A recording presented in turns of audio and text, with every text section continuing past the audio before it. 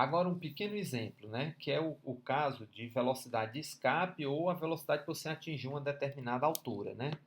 Então, no livro com esse título, escrito por Júlio Verne, né, 1965, um projeto com 3 homens foi disparado em direção à Lua por um gigantesco canhão semi-enterrado no solo da Flórida. No item A, calcule a velocidade mínima necessária na boca do canhão para que o projeto disparado verticalmente atinja uma altura igual ao raio da Terra.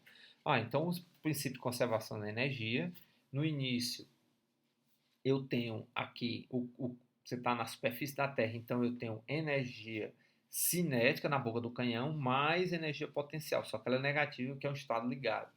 Lá em cima eu não tenho, ele vai à altura máxima, então a velocidade é zero, K2 é zero, e eu só tenho potencial agora com o raio, 2 vezes o raio da Terra, né? Porque você já tem um raio da Terra para a superfície e mais um raio da Terra de altura, que é o que ele quer saber.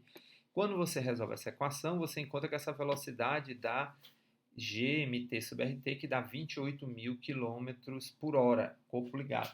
É a velocidade que você tem que lançar um corpo da superfície para ele subir um raio da Terra. Subir e descer. Tá certo? Por isso que eu chamo de corpo ligado. Agora, ele quer saber qual é a velocidade de escape, ou seja, a velocidade mínima necessária para que o projeto deixe a Terra completamente, né? Despreza a resistência do ar, a rotação da Terra e a atração gravitacional da Lua. Dá o raio da Terra e a massa, né? Que eu já utilizei até nessa expressão. Então, nesse caso, o que é que eu tenho? K1, conservação de energia, energia cinética, mais energia potencial. Aí, no caso 2, eu estou saindo da superfície da Terra. No caso 2, eu não tenho nem cinética nem potencial. Por quê?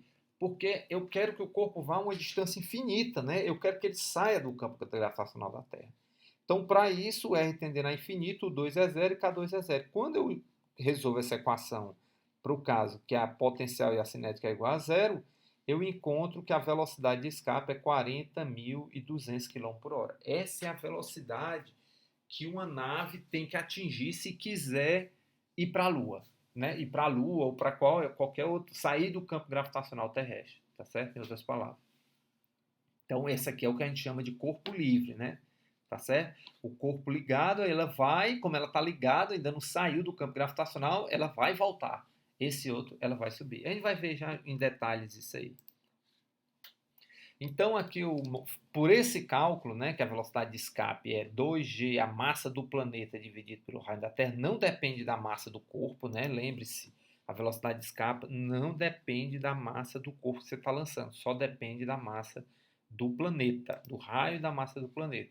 Aí aqui eu tenho as velocidades de escape para Marte, para Júpiter e para o Sol, né? Você está vendo que Marte 10 a 3, 10 a 4 e 10 a 5, né? Ou seja, quanto maior a massa do planeta, maior é a velocidade de escape, porque maior é a energia potencial gravitacional, ou seja, a força a energia que prende aquele corpo na superfície da Terra.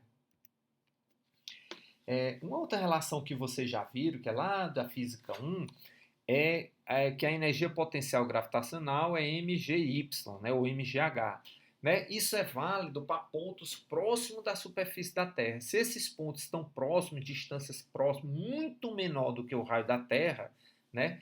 Então eu posso pegar a expressão que a gente já calculou para o trabalho, que é 1 sobre R2 menos 1 sobre R1, tirar o mínimo dessa expressão e fazer a seguinte aproximação. O produto R1 e R2, como R1 e R2 são muito pequenos, mas da ordem do raio da Terra, porque as duas distâncias estão próximas da superfície. Então, posso fazer a aproximação que esse produto dá o raio da Terra ao quadrado. Então, sabendo que G é dado por G massa da Terra sobre o raio da Terra ao quadrado, né? G massa da Terra sobre R ao quadrado, então fica só G, G vezes R1 menos R2. Fazendo R1 menos R2, exatamente a diferença de altura, né, que você está pegando o corpo no chão e levando para cima da sua casa, para cima de uma mesa, que é o H, a gente obtém que a energia potencial é mgh ou mgy, tá certo? Conforme a gente já viu lá nos capítulos de Física 1.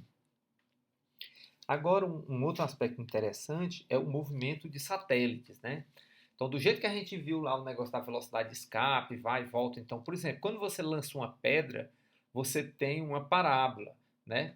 Ou seja, dependendo da velocidade que você lançou, a trajetória da partícula vai ser 1, 2, 3, 4, 5, 6 ou 7.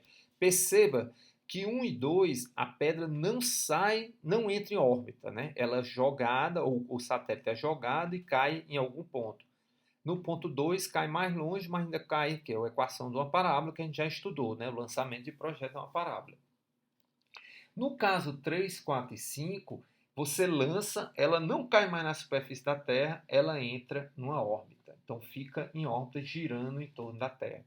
E o caso 6 e 7, que a gente vai ver, que são casos excepcionais, é hipérbole, né? Ou seja, ele lança e sai do campo gravitacional, né? Ela não completa mais uma órbita fechada, né? Então, um projeto é lançado de A para B, as trajetórias de 1 a 7 mostram o efeito do aumento da velocidade inicial. Então, à medida que você vai aumentando a velocidade, você vai tendo esse efeito.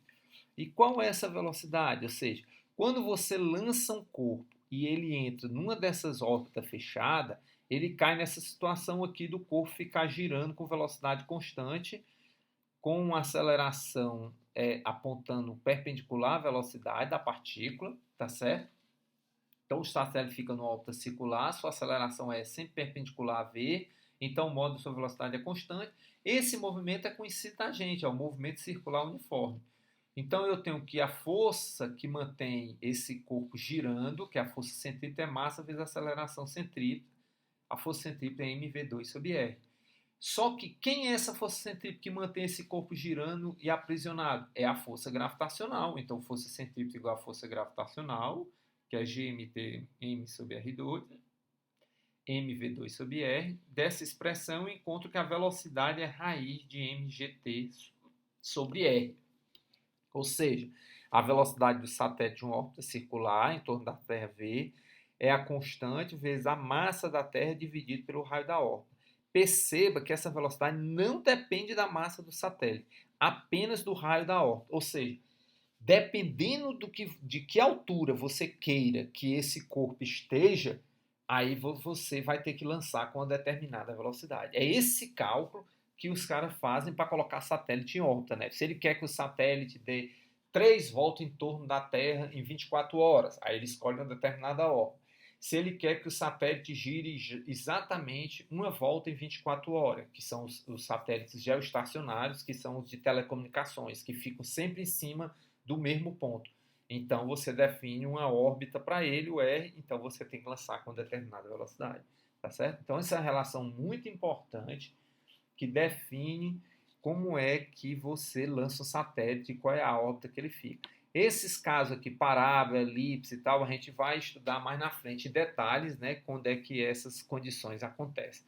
Eu vou ficar por aqui e até uma próxima aula.